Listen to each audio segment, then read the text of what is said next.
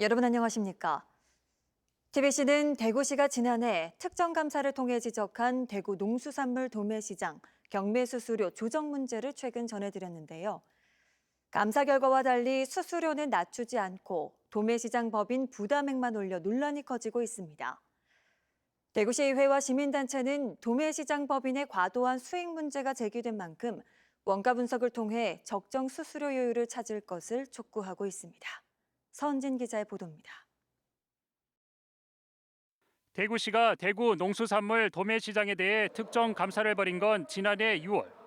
각종 농산물을 유통하는 청가부료 운영 전반에 대해 정밀 감사를 벌였는데 이례적으로 가장 덩치가 큰 세계 도매시장 법인 경영 상태를 살폈습니다. 감사 결과 해당 법인의 당기 순이익과 임원 급여가 과다한 것으로 확인됐다며 원가 분석을 통한 경매 수수료 요율 조정 등을 지시했습니다. 하지만 후속 조치는 수수료 인하 대신 법인 부담액을 늘리는 것으로 끝났습니다. 경매 수수료를 내리면 도매시장 법인 수익이 줄기보단 기존 농산물 출하자에 대한 지원이 축소될 우려가 있다고 판단했기 때문입니다. 이에 농민이 부담하는 하역비를 도매시장 법인에서 추가 부담하는 등 공익적 지출이 늘었지만 원가 분석을 통한 적정 수수료 검토는 없었습니다.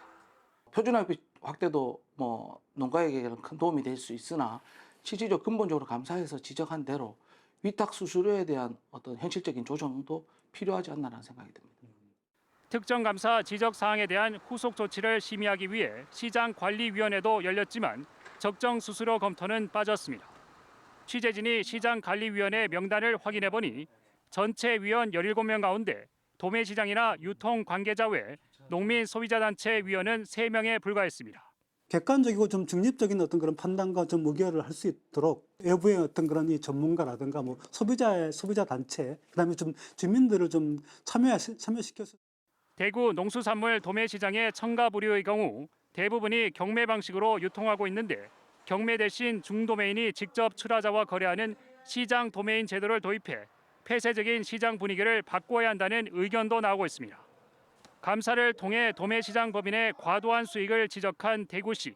수수료 적정성 검토를 통해 농민과 소비자 이익 보호에 적극 나서는 것이 시급해 보입니다. TBC 서은진입니다.